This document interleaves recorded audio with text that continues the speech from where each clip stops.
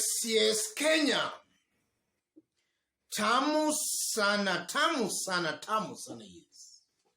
In this video, I want us to have a look at a short clip that is currently going viral, a clip from West Pokot County, Rift Valley.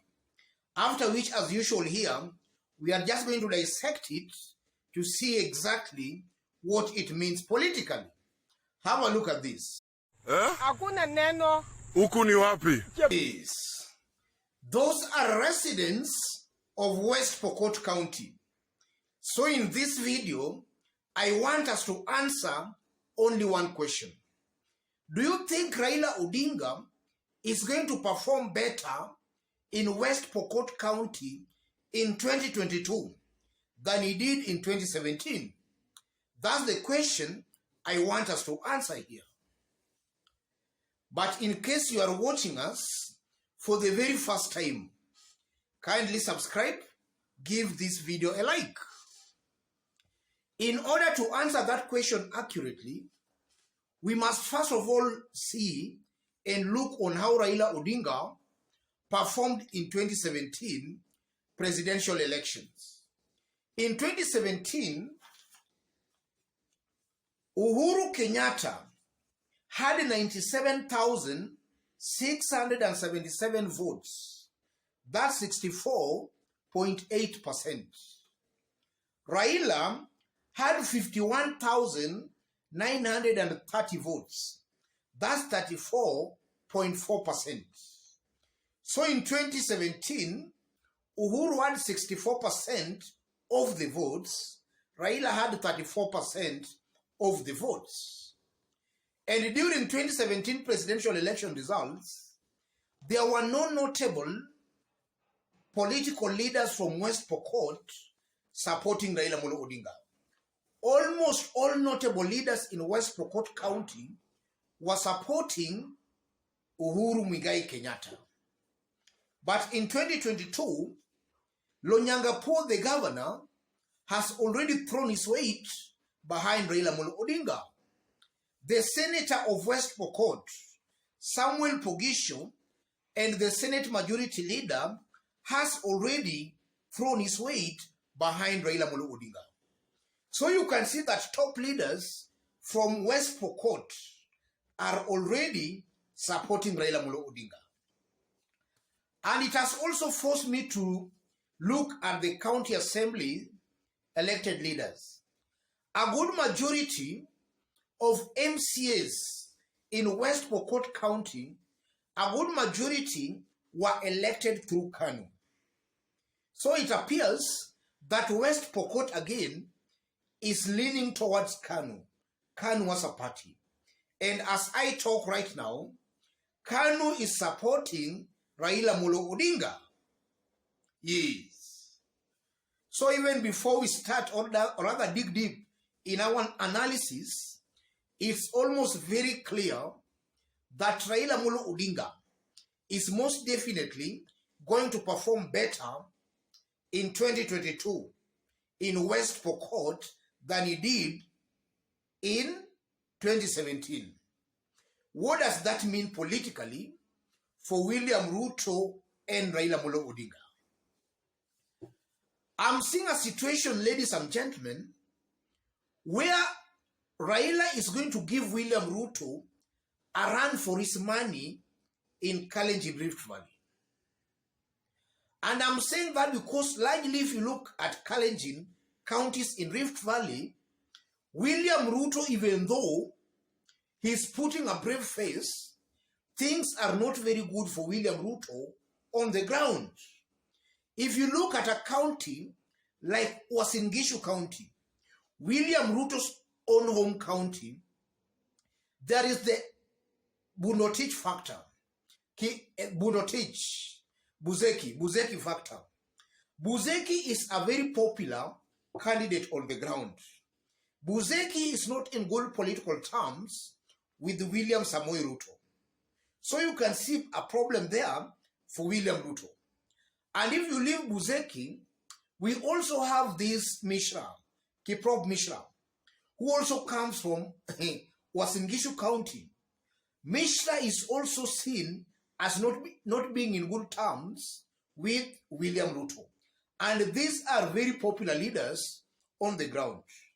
If you go to Nandi, we have Alfred Keter, who is also seen as not being in good terms with William Ruto. Alfred Keter is another popular leader. If you come to Bomet, we have Isaac Ruto of Chama cha Mashinani.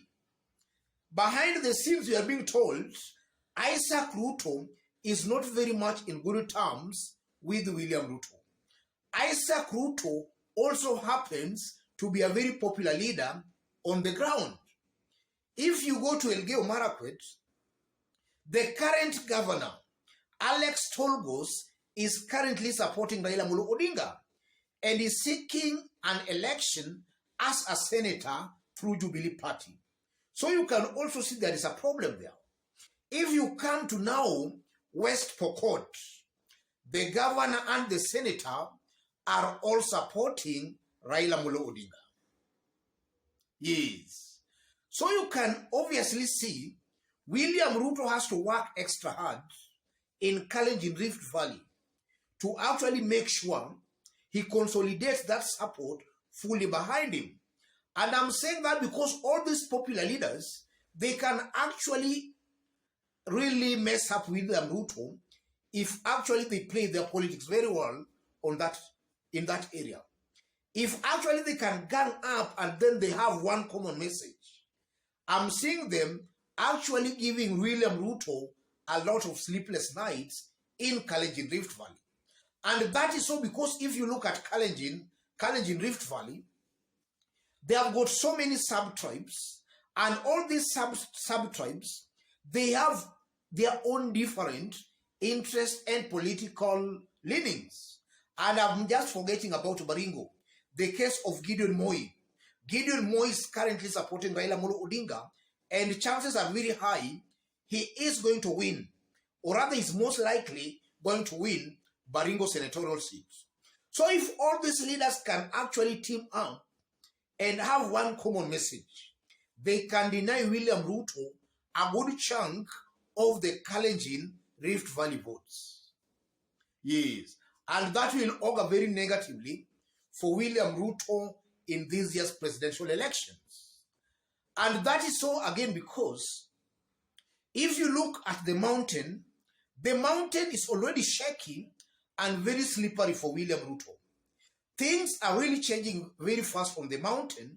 Raila's popularity each passing day is actually rising on the mountain as William Ruto's popularity declines. So William Ruto should make sure that he consolidates the Kalenjin votes almost to the last man behind him. Yes, but from the look of things, if those such kinds of sentiments from West Pokot are anything to go by, then William Ruto has a lot of work to do in Kalenjin, Rift Valley, and more so in West Pokot County. And also, before I conclude, listening to those residents again, it also shows and proves clearly that Raila might be very popular in some places in Kalenjin, Rift Valley. But now that all along Raila had been going against the system, such kind of Raila supporters on the mountain were actually being suppressed. And maybe when their votes were actually not counting, they were voting for Raila Amolo Odinga, but maybe their votes were actually being rigged. From even those 2017 election results, we are seeing that Uhuru had about 97,000 votes. Raila had 51,000 votes. You can see Raila had a fairly a strong presence in that area. But remember that also in 2017, we were also told of some riggings that took place in Uhuruto's strongholds, Kalenjin being one of those areas. So in this year's presidential elections, I'm seeing a high possibility where Raila Odinga can actually beat William Ruto in West Pokot County. I'm seeing such kind of a high possibility. Otherwise, ladies and gentlemen, let me leave it there for today. in case you are watching us for the very first time, and so far you have not yet subscribed, kindly subscribe, give this video a like. And to our fans and subscribers here, I'm very much humble, very grateful for your continued support here. God bless you, God bless Kenya.